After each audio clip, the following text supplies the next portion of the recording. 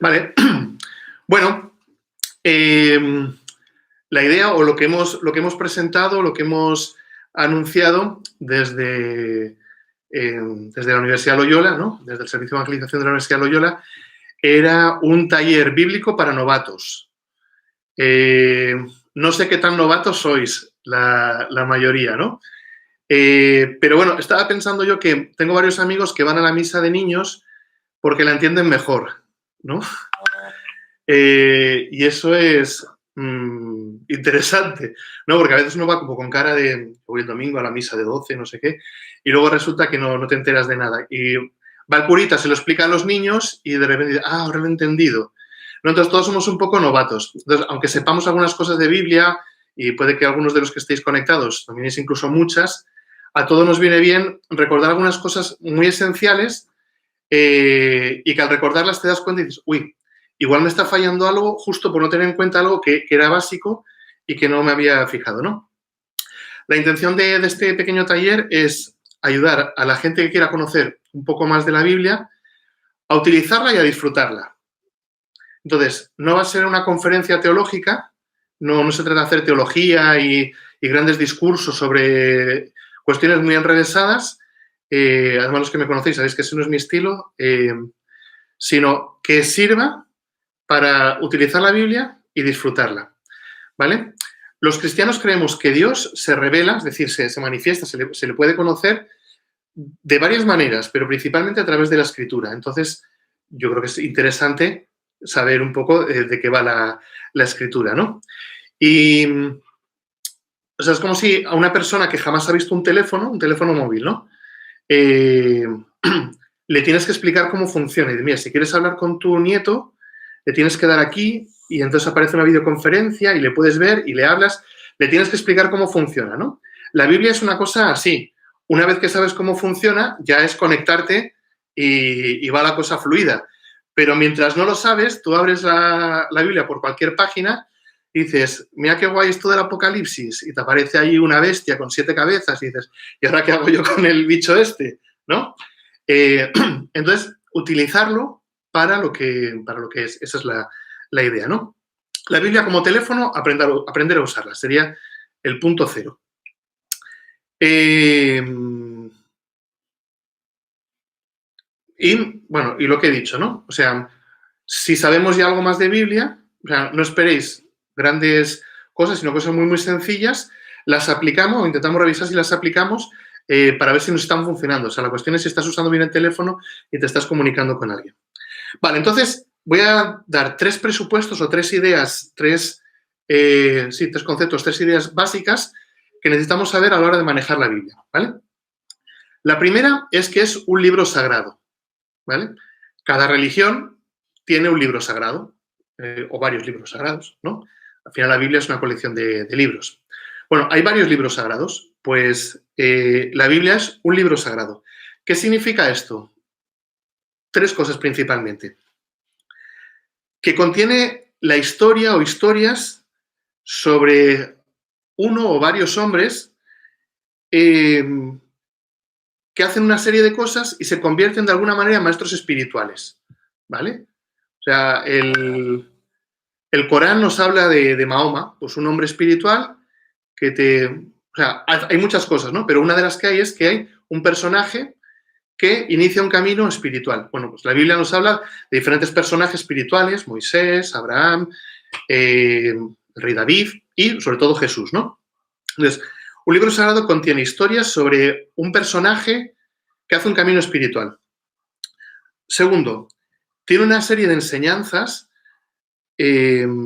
morales, principalmente, o sea, que tienen que ver con el distinguir el bien y el mal, relativas a la trascendencia, ¿vale? Es decir, lo que hagas de bueno o malo en esta vida tendrá alguna repercusión en alguna otra vida, ¿vale?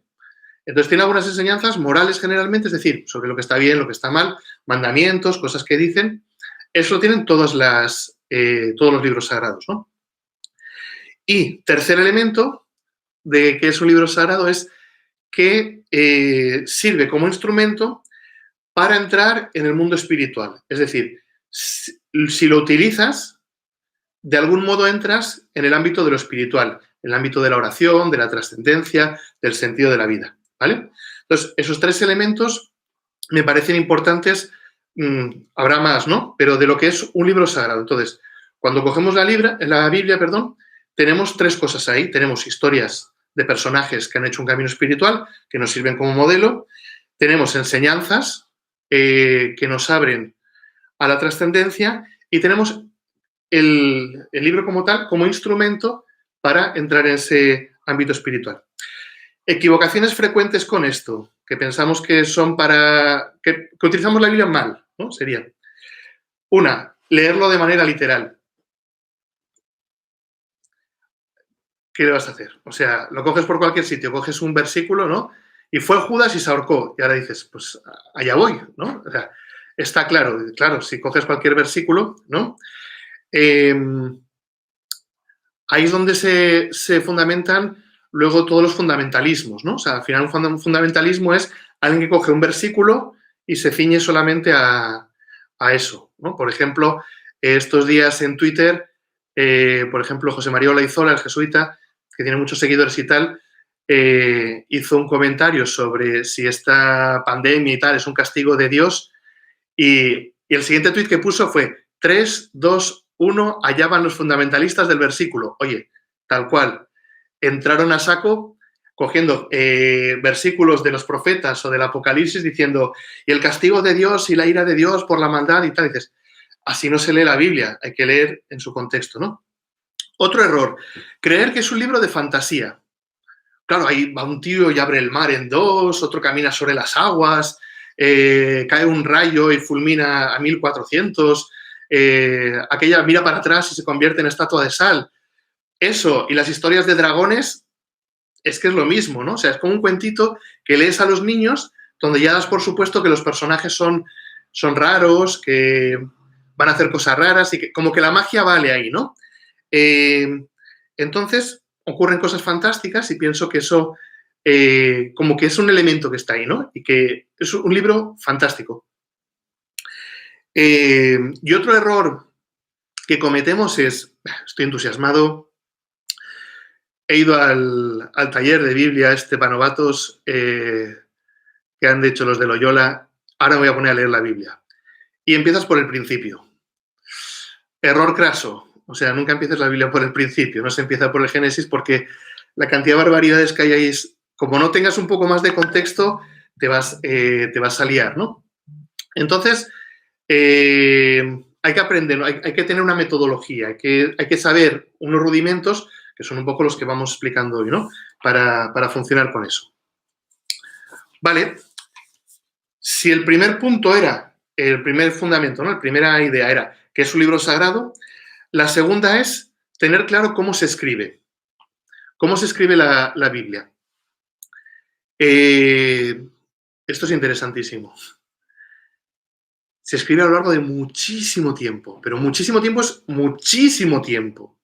O sea, piensa mucho tiempo, no, más, muchísimo tiempo, ¿vale? Entonces, estamos contando historias desde hace 4000 años. O sea, Abraham, situándolo así en números como muy redondos, ¿no? El principio de las historias que se cuentan es Abraham y Abraham es, redondeando, el 2000 antes de Cristo. Y nosotros estamos el 2000 después de Cristo. Imagínate, ¿no? Entonces, las historias, como bien sabéis, se cuentan de manera oral. Entonces, las tradiciones se van comunicando de uno a otro de manera oral. Y luego, esas historias se van poniendo por escrito. Y cuando ya se han puesto por escrito, empiezan a coger los escritos de uno, los de otro, tal, los empiezan a recopilar, cogen lo que coincide, lo que no coincide, lo van uniendo según tradiciones y al final hacen el libro. Pero pensad que, por ejemplo, la historia de Abraham, Isaac, Jacob, José, todo lo que hay al principio, ¿no? A partir del capítulo 11 del Génesis, todas esas historias se escriben aproximadamente unos 1000 años después de que han ocurrido. Entonces, todos hemos jugado alguna vez al teléfono estropeado, ¿no? Entonces, si juegas al teléfono estropeado en una cola de 8 personas, ya la historia que llega al final no tiene nada que ver, Ponle 1000 años. Imagínate. Entonces ahí te cuenta que Abraham tuvo un hijo cuando tenía 100 años. 100, 50, 49, 32, 77. O sea, ¿quién sabe? ¿Quién sabe? O sea, ese dato es certero. No, no lo es, pero no pretende serlo. ¿Vale? Entonces, hay que entender cómo está escrita la Biblia. Lo digo de una manera muy, muy simple, ¿no? Para que cojamos un poco la idea. O lo mismo, ¿no? La historia del Éxodo se escribe muchísimos años después de que ha ocurrido lo de Moisés, aunque la tradición muy antigua se pensaba que lo había escrito el propio Moisés, pero Moisés no iba abriendo el mar y tomando nota, ¿no? Entonces, son cosas que pasan y que se van contando y que según se van contando se van engrandeciendo, se van engrandeciendo y se van engrandeciendo, pues como cuando contamos una historia. O sea, cuentas una anécdota y si lo que quieres es remarcar tal punto, pues ahí le das más énfasis, ¿no? Entonces, eso. Se escriben de esa manera y tienen dentro varios géneros literarios, muchos. 3 principalmente, para no liarnos. Uno sería la narrativa, es decir, las historias narradas, ¿no? Que tienen la intención de encontrar significados a hechos que generalmente ocurren de manera aleatoria, por el azar, ¿vale?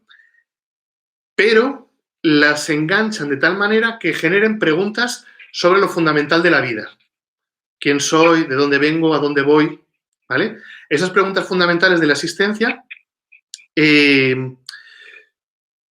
quieren suscitarse a través de la narrativa. Cuando cuento la historia del Éxodo, estoy intentando crear una serie de preguntas, ¿vale? Sería la narrativa.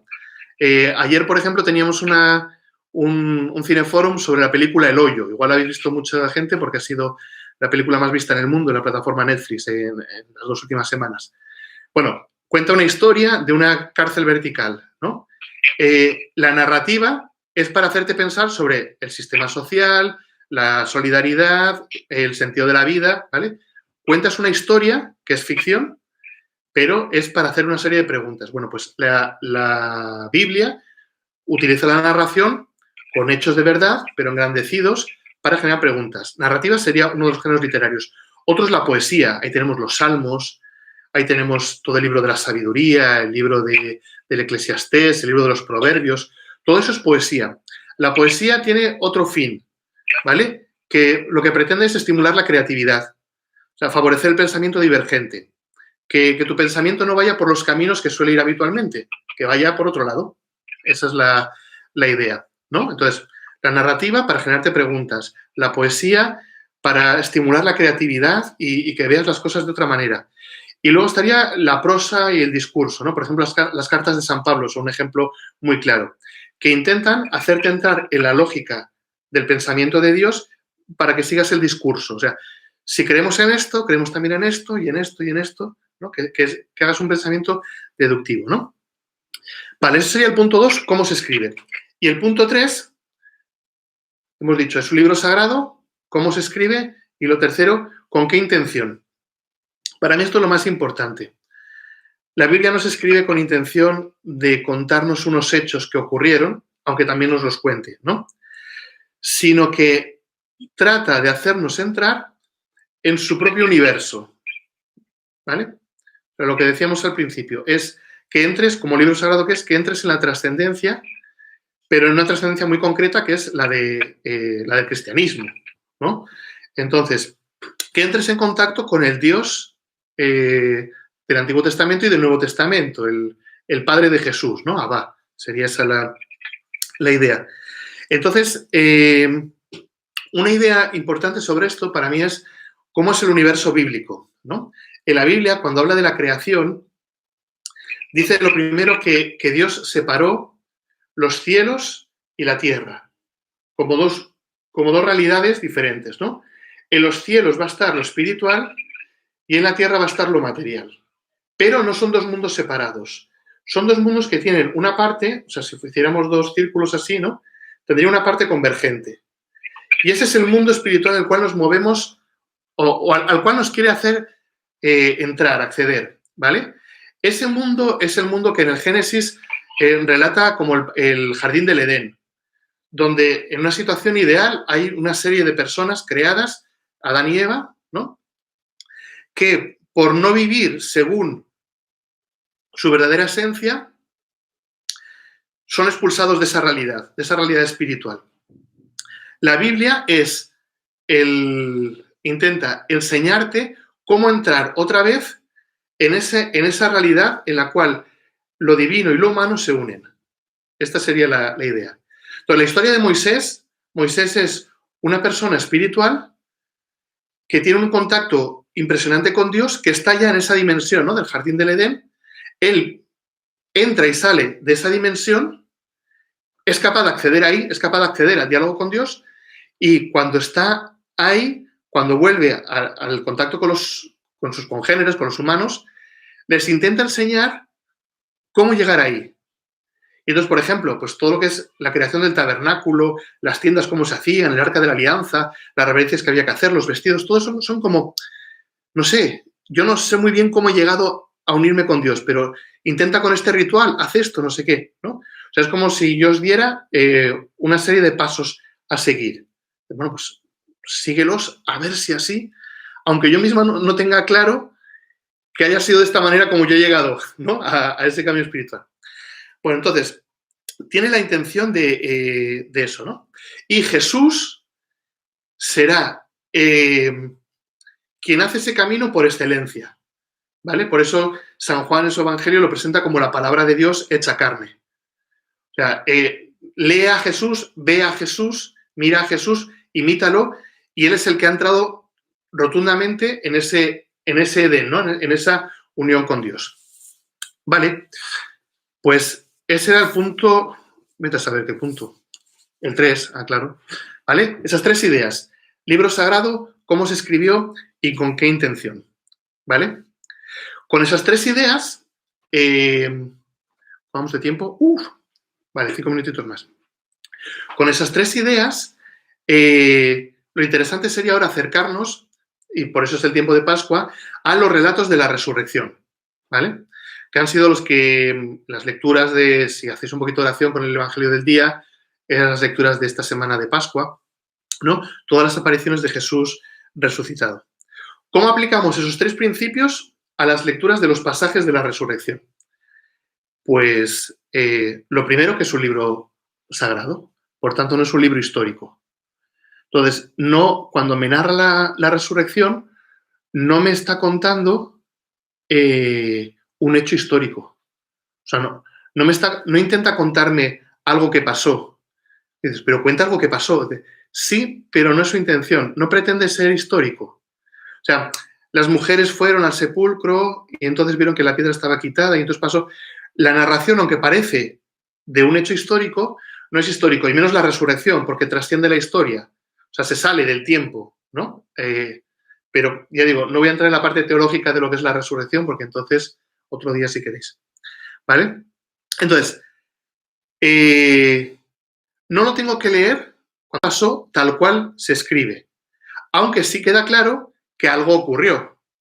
Lo mismo que cuando leemos a Moisés atravesando el Mar Rojo y separando el mar en dos, sabemos que pasaron por algún mar, que pasaron por el agua y que lograron llegar al otro lado, pero que no es como en la película de los 10 mandamientos, que de repente 2 columnas de agua, así con unos efectos especiales alucinantes. No fue así. Había un vado, ¿vale? Llegaron a una playa donde, curiosamente, cuando sopla muy fuerte el viento del este, en algunas noches, se queda medio seca la playa y se puede pasar el agua por aquí o incluso por aquí en algunos sitios, ¿no? Pero que se puede pasar. Entonces, algo ocurrió y que pasaron por el agua, pasaron, pero no como nos lo imaginamos en las películas. Bueno, pues lo mismo en la resurrección. Que algo pasó, pasó. Que fueron al sepulcro y que lo que ocurrió tuvo que ver con la muerte y con la resurrección, clarísimo. Pero no lo leas como si fuera realmente algo literal, que tienes que entender así. Segundo, ¿cómo se escribió?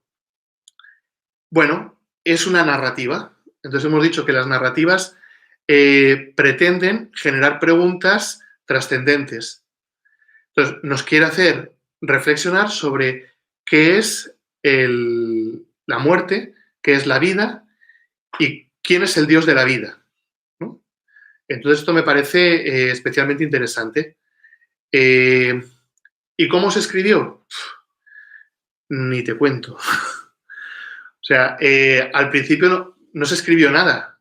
Los discípulos tuvieron la experiencia de Jesús y empezaron a anunciarla.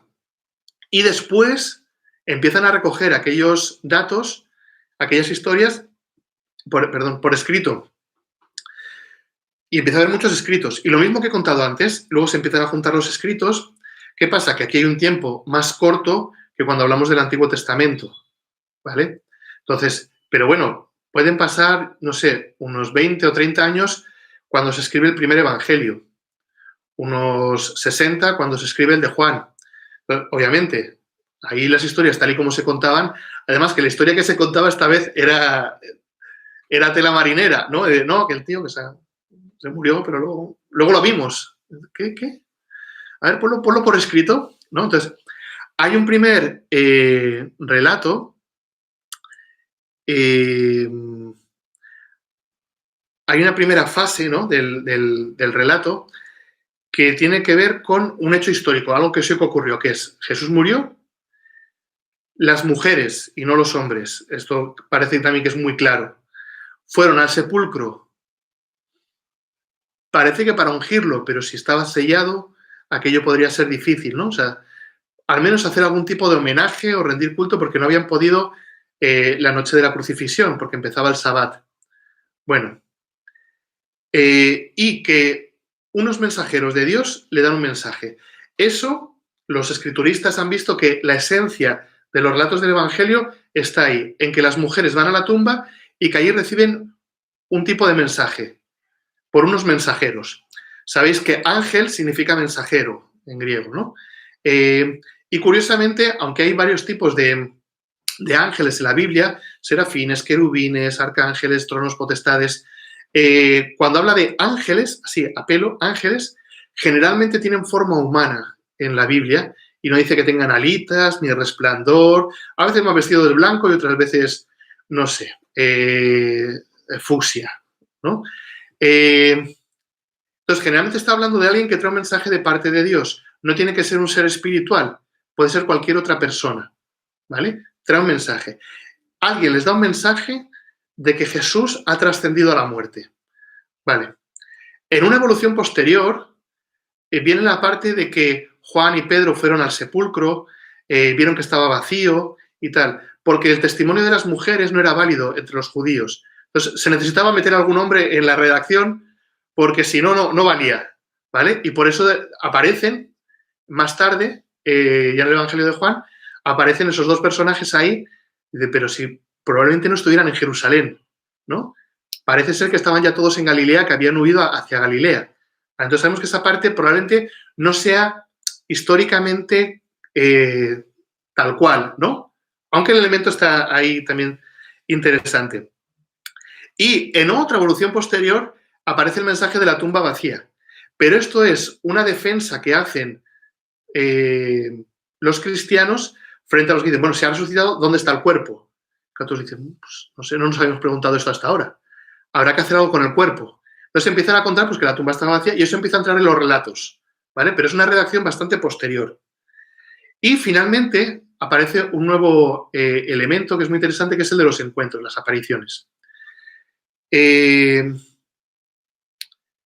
Siguiendo la lógica de que si no hay cadáver, estará en algún sitio, ¿no? Entonces se tendrá que aparecer.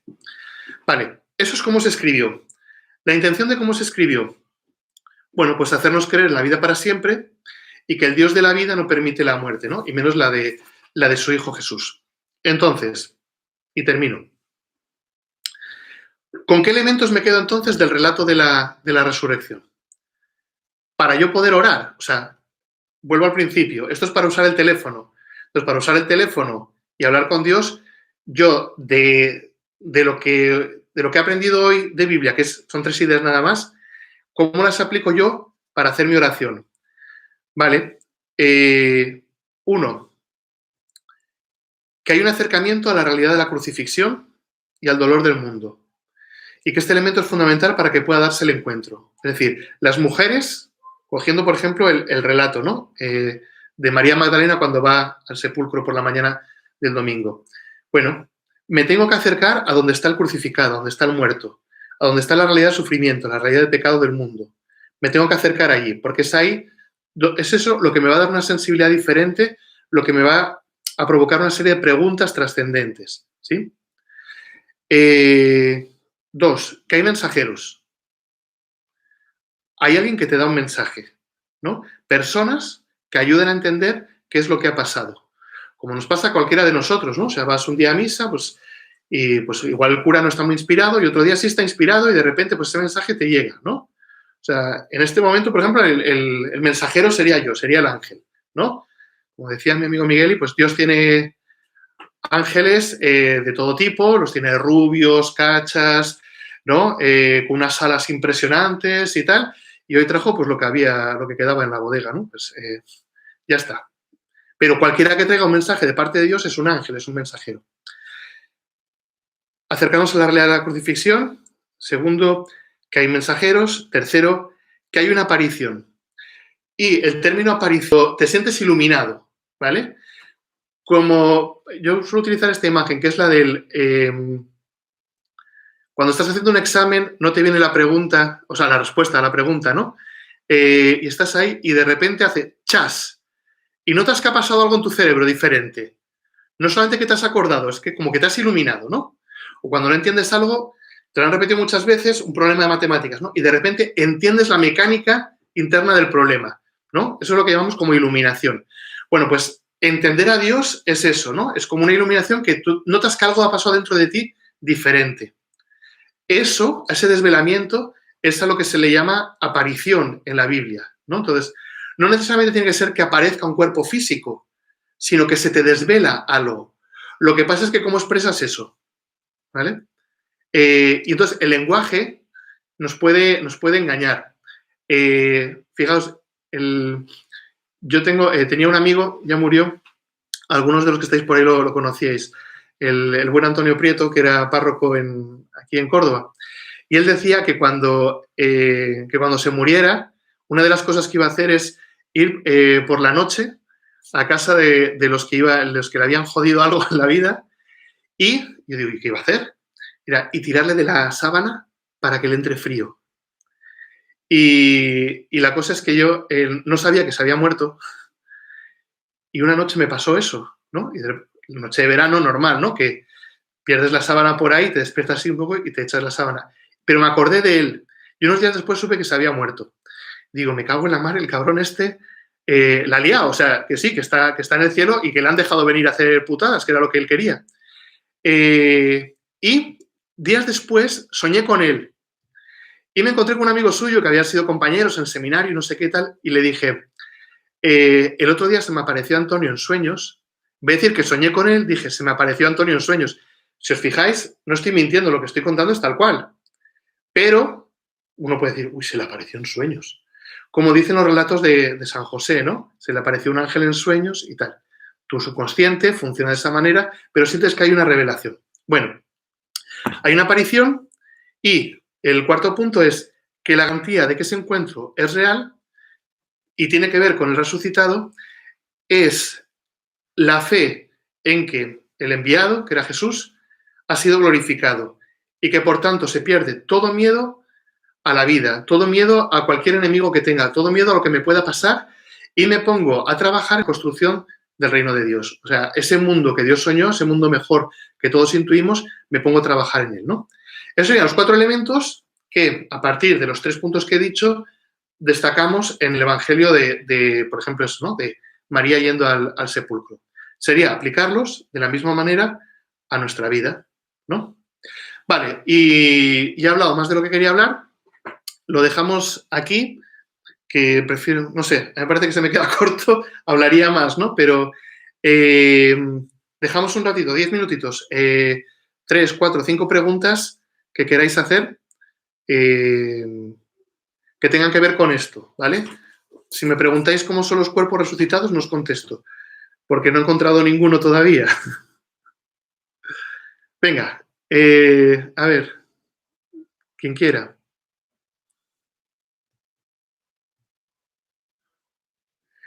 A ver, me preguntan por aquí, ¿cómo podemos encontrar un término medio entre lo que es narrativa y lo que es interpretable?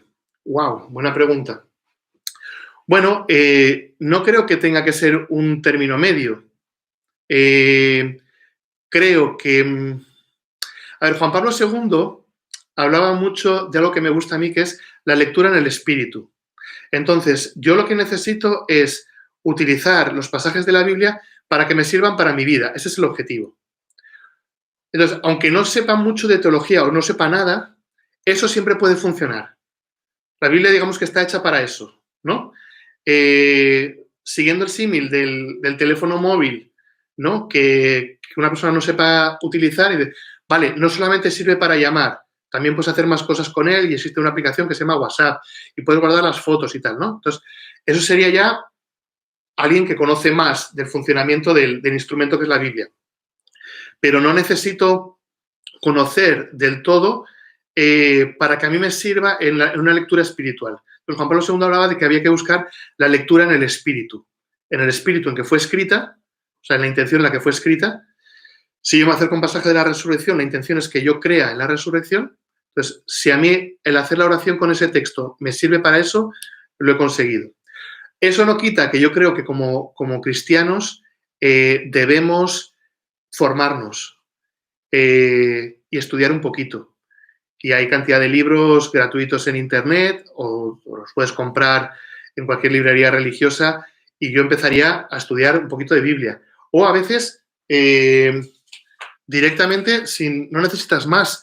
O sea, te coges la Biblia y el inicio de cada libro te viene con una introducción. O sea, por ejemplo, está la Biblia de Jerusalén, ¿no?